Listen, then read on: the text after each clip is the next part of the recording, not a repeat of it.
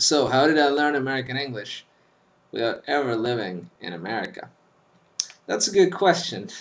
And frankly, I've been thinking about that pretty hard in the past few months, trying to figure it out because I didn't really know. I mean, it happened, but it wasn't really like I was trying. Not with any kind of plan, anyway. So recently, an exchange student at the university, an American girl, she asked me, so the age-old question, so how did you learn English this well? And, well, I told her what I'm going to tell you guys now, and which is kind of the conclusion that I've reached. And the conclusion is, I'm pretty sure I learned English by accident. What do I mean by this? By this I mean, sure, I had formal instruction in English. Um, I had 9 years of formal instruction.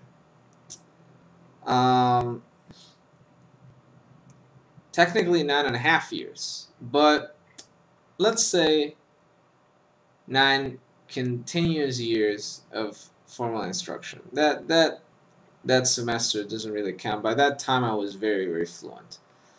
So I had 9 years of formal instruction, and the first, I had 5 years in elementary school. The level was all right. Methodology was very, very conservative. Rote learning, drills, and so on.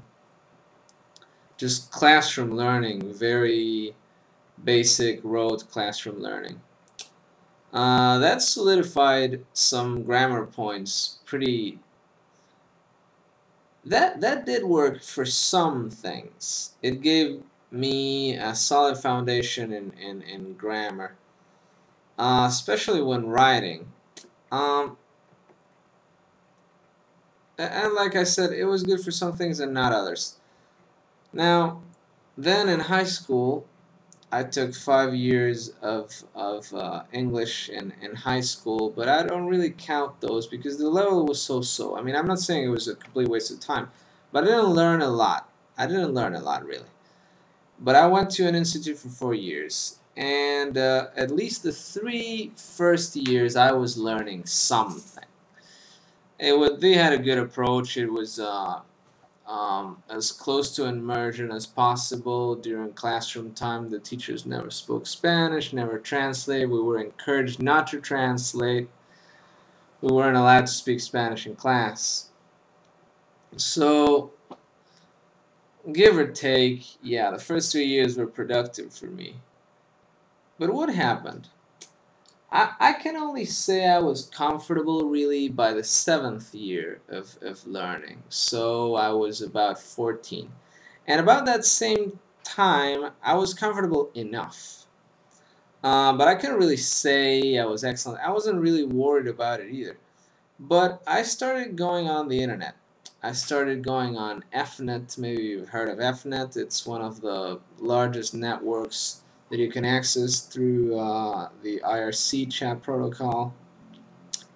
My brother told me about Fnet and about Merc, which is an IRC client for Windows, very popular one, a very popular piece of software.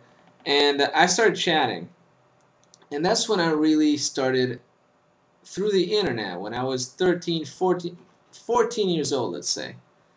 I really started using the internet a lot. By the time I was 15, I was chatting on a pretty much a daily basis with natives, people from Australia and the States and Canada mostly, some people from the UK, but very few, mostly Americans and Australians and Canadians.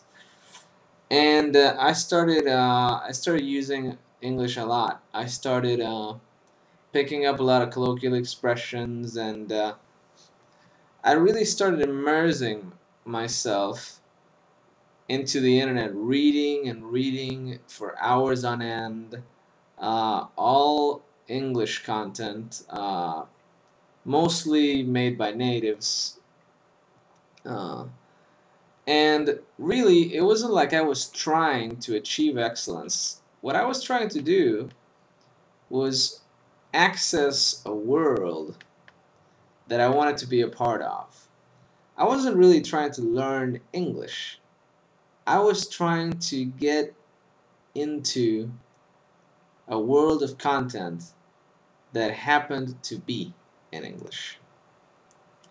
And through this just hours upon hours of input and output, because I did a lot of chatting on the internet, um, my English really took off. And like I always say, I used to crawl and I was running.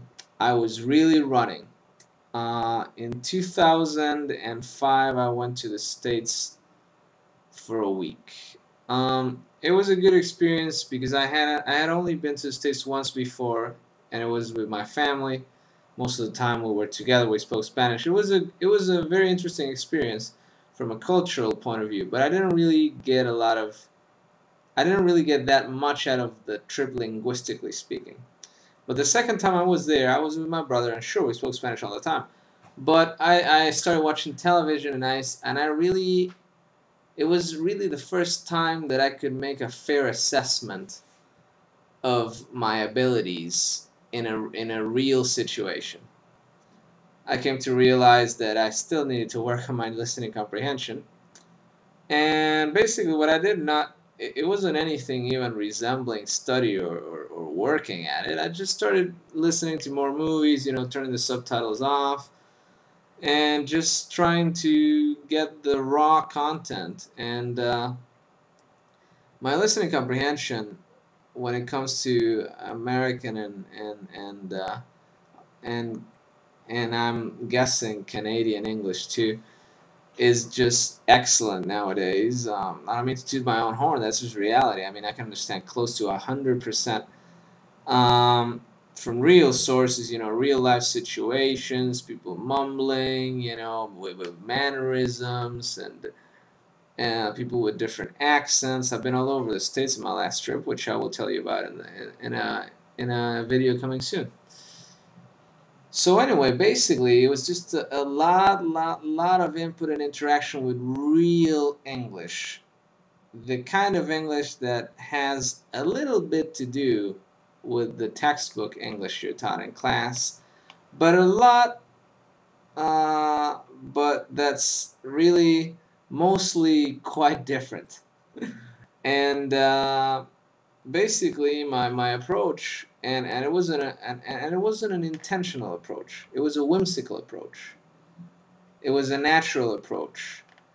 It I never got tired of doing it because I wasn't even trying. I was just doing it because I was interested, out of passion, out of curiosity, out of a genuine desire to access a culture and a people, and just everything that the language had to offer. Really, anything that the people and the culture had to offer. The language was an accident. So even though I had to put in hours upon hours, it didn't feel like work. It didn't feel like studying. And I truly feel that even though it was a lot of work,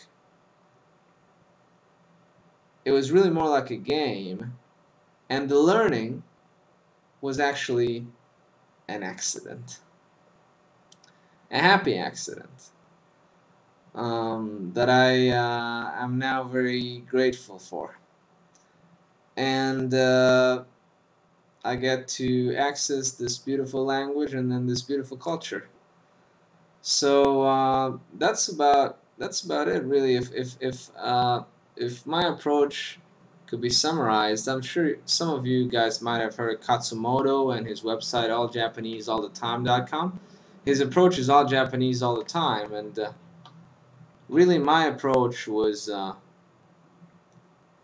all English some of the time. To be honest, most of the time. The more, the merrier. So you can learn English by having fun. You can learn English without studying, and you can achieve an excellent level. And when you do, a whole new world will open. Anyway, I'm probably running out of time if I'm not over time already. So I'll see you guys soon. I hope you enjoyed this video. Bye bye.